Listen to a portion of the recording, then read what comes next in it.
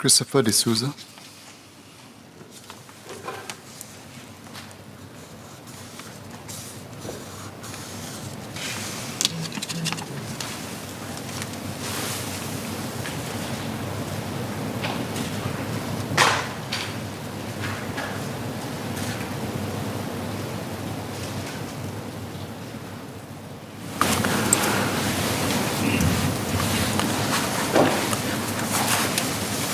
Mr. Speaker, sir, this was not an easy speech to draft, but I hope it will be taken in the right spirit. We can have all the right fiscal policies in place and the mettle to see them through, notwithstanding the pain and pinch, but what we have not sorted out is political succession. Singapore has the unique capability to plan decades in advance across many policies: manpower, trade, climate change, defense, to name a few. But we must ensure that we have successive generations of leaders to see those policies to fruition.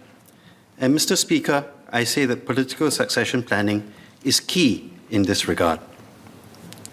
Just last year, I stood here to talk about what I had hoped to see in our 5G PM, that race should not matter, that he or she should be able to lead the leaders into 2040 and beyond. I focused on 5G because at the time, it looked as if the 4G PM was secure, DPM Heng. Yet just a few weeks later, the bombshell came.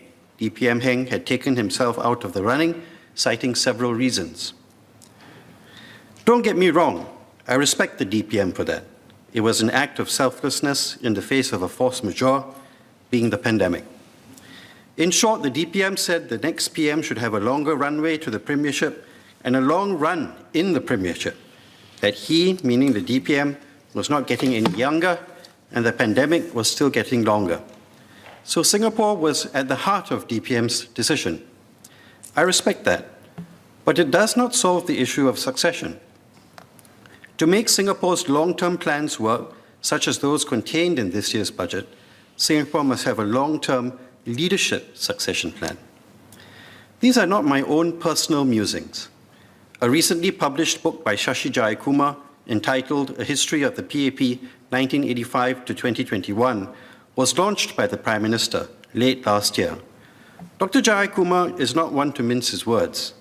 He had to be as accurate in his analysis as he could be because many of the people he wrote about are still alive.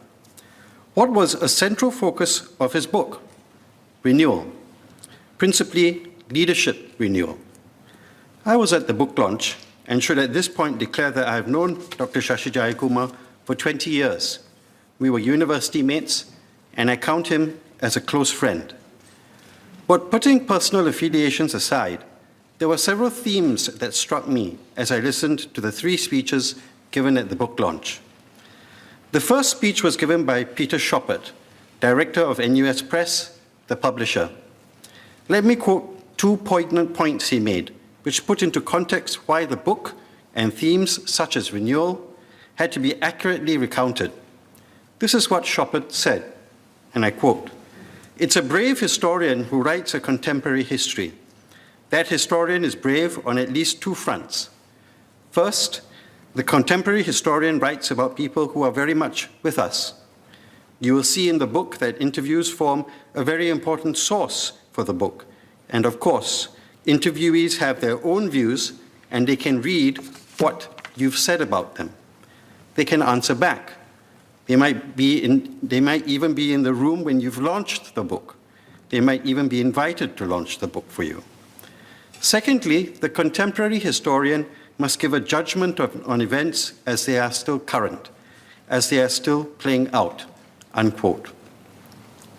Being the author, Dr. Shashi Jayakumar was invited to deliver a speech about the book at its launch. What he chose to focus on was insightful and piercing. I quote, "There are many themes and ideas in this book, and I do not have time to enumerate on all of them. But I did briefly want to highlight 2 points. The first is renewal. This is felt to be an urgent imperative. From the very beginning, party files show that Mr. Lee Kuan Yew was thinking about the issue at an extraordinarily early point, from the early 1960s, in fact. I really find this amazing. In this area of renewal, things that would see fruition much later, time and again, would be thought of by Mr. Lee and others within the party from a very early stage, unquote. PM was invited to launch the book, and PM too picked up on the importance of renewal. I quote PM, quote, "A pivotal general election had just taken place in December '84. In that election, many of the PAP old guards either retired from politics or stepped down from leadership roles. In the new cabinet, from the founding generation, only Mr. Lee Kuan Yew, Mr. S. Rajaratnam, and Mr. E.W. Barker remained. After the election, the younger ministers chose Mr. Goh Chok Tong to be their leader, and he became the first Deputy Prime Minister. Two opposition candidates were elected, Mr. J.B. Jeyaretnam in Anson re-elected, and Mr. Chiam See Tong in Potong Pasir for the first time. At the post-election press conference, Mr. Lee interpreted the election results using a biblical reference. He described it as the inevitable transition from the independence generation to a new generation of voters who knew not Joseph. PM went on to say, the party's early years pre-1985 were full of drama and excitement, whereas the post-1985 story has been one of relative calm and stability. Year after year, Singapore continued to sustain its strong growth and rapid transformation. We carried out two leadership transitions smoothly, from the 1G to the 2G, and then from the 2G to the 3G. This has been a story of stability and progress, of evolution, not revolution, of patient building and improving, of ensuring that tomorrow will be better than today. This book recounts how the PAP continuously transformed and renewed itself over the decades, unquote. So renewal is key, sir, and we need to concretize the plans for it. Before I go into the meat of my speech, let me respectfully ask a few questions. What if SM Teo Chee Hian was 15 years younger? What if SM Tharman was 15 years younger? They would be ideal candidates for the 4G PMship. Or what if Minister K. Shanmugam, Dr. Vivian Balakrishnan, or Dr. Ng Eng Hen were just 10 years younger? They too would be ideal candidates for the 4G PMship. The point I am getting at is that I can appreciate that there are many constraints in choosing a leader: age, years in politics, circumstances beyond one's control. To get my point across, let me share what leadership means to me. And here I offer a very humble parallel through the lens of sport. In secondary school, JC, and in the club leagues, I was asked to captain hockey teams. I accepted the invitations. Was I the best hockey player on the team? No. In every team I captained, there were 3 or 4 players better than me. So why was I asked? Maybe because I could read the game. Maybe because I had deep friendships with everyone on the team. Maybe because I was able to decipher what our potential as a team was and work our guts out to materialize that potential. Whatever the reason, I gave it my best shot, and the players better than me also became part of the team's cause. When I moved on to play for Singapore in the men's national hockey team, we chose the best person for the captaincy. It was not me. There were 4 or 5 of my teammates who were better players than the captain we chose, or who was chosen. So why was he chosen? Because he could read the game better than any one of us. He could gel a team better than any one of us, and he understood his opponents and their tactics well. The point I'm getting at is that we cared less about who the captain was. We were more concerned about how Singapore was faring on the scoreboard, and when we played in Malaysia and India, the matches could get very tense. Sure, choosing the right teammate to wear the captain's armband is important, but what mattered more was the whole team's performance. What mattered in any stadium we played in, whether on home soil or internationally, was what was on the scoreboard. What is Singapore's score? Is Singapore up or is Singapore down? What do we need to do better for our performance as a team? For who? Ourselves?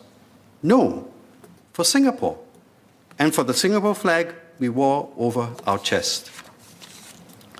The point I'm making is that you, the 4G, can choose someone who is not necessarily the smartest, but you need to choose someone who is the best fit to bring together the team. You have in your ranks honourable members Chan Chun Seng, Lawrence Wong, Ong Yi Kang, Tan Chuan Jin, Desmond Lee, Edwin Tong, Tan Si Leng, Indrani Raja, and many others. There was Ng Chee Meng, but we sadly lost him in Sengkang. Among the 5G, you have honourable members Sim Ann, Chee Hong Tat, Zaki Mohammed, Janil Putticherry, Alvin Tan, Desmond Lee, Sun Chue Ling, and many others. First among equals, primus inter pares, team effort. We lost Amrin Amin and Lam Pin Min, who would have been key members of the 5G team. I miss Amrin and Pin Min. They were exceptional MPs. Now, please don't get me wrong. I, for one, have no ambition whatsoever to be PM, in case that is already obvious, not obvious. Here is another caveat. If I did not mention a member's name in this speech, please do not read anything into it. I only have 20 minutes to give this speech, and I don't want to breach the time limit. The point I am making here, and the point behind this speech, is for us in Parliament to show the world that in the middle of this pandemic, we can even sort out the succession plan. We don't need to think variant to variant, day by day, month by month. Rather, Singapore plans decade by decade. A manifestation of such farsightedness is our leadership renewal. We must get it right, and we must make the world aware of the succession plan. Please don't mistake me. Do I think we have the best man as PM now? Yes, absolutely. Around the dinner table, when we meet over a meal, my father and mother would say to me, "Is PM all right? Is Teo Chee Hean all right?" These questions come up especially when Singapore is going through tough times and tough spells. These are real concerns. It is a concern for the person. My response to my parents is that PM and SM are fighting fit, but that the load is heavy to carry. Please don't misinterpret me. The point I'm making is that we have solid leadership now, but we must, with utmost imperative, line up the future PM and his or her deputies so that they get the longest runway possible before taking over the controls in the cockpit. Again, so as not to be misunderstood, I would hope that even when the 4G is in place and holding the reins, PM, SM Teo, SM Tharman, and the seniors in Cabinet will stay on as SMs or coordinating ministers to shepherd the new team. Allow me to move to a different but somewhat related point. Allow me to share some private sector perspective on this. I am a lawyer at Lee & Lee. My clients, including MNCs, look very carefully at political predictability when making decisions as regards which country to invest in. Time and again, my clients have shared that Singapore's predictable political environment gives them confidence to invest their business, human capital, and infrastructure long-term in Singapore. Germane to that is their understanding of Singapore's political succession planning. And here I am talking about political succession planning within the PAP. Is this a speech better suited for a party conference or a speech in Parliament? I would say it is an appropriate and relevant speech to be made in Parliament because the PAP and its succession planning have been organic to Singapore's success story. Along with PAP's effort, coupled with the sweat of Singaporeans, Singapore has transitioned from third world to first and become a choice destination to invest in the 2020s. It is with this belief and principle in mind that I make the propositions today. That is, the ruling party of the day, that is the PAP, must swiftly choose the next PM and next DPMs and give them as long a runway as our current PM can manage. This reminds me of a conversation I had with Honourable Member Sito Ipin in Morocco. We were there to learn counter-terrorism measures and whether Morocco's counter-terror tactics could be deployed in Singapore. In between the busy schedule, Sito and I spoke about political succession among the 4G. Why? Because we like to play political chess games? No. The backbenchers discuss these things between themselves because we want to see Singapore succeed. Sito is a real fighter. He has no need to mince his words. So we talk frankly. Sir, I have been in politics longer than many of the potential candidates for the 4G PMship. I entered in 2006 at the age of 30 at the request of the PM. Many of the candidates for the 4G PM entered in 2011 and 2015. I come with no personal agenda. I make the speech with no personal agenda. Here in this chamber, I have for years been pushing for causes and policy changes under the steady hands of 4 speakers and under the watchful eyes of 5 whips.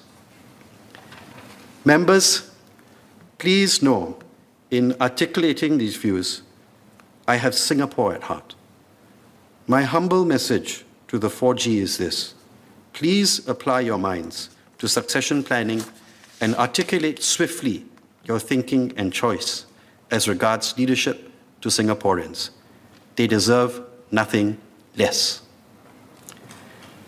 In conclusion, sir, I support the budget, but we are capable of so much more. Let us show the world what Singapore is made of. In the throes of a crisis, we can pick a future leader and a core team to take Singapore through its next chapter and beyond. That shows the world that we have mettle. That shows the world our ballast in a time of crisis. That shows the world our deep reservoir of resolve and our steely determination to persevere and fight on. Thank you.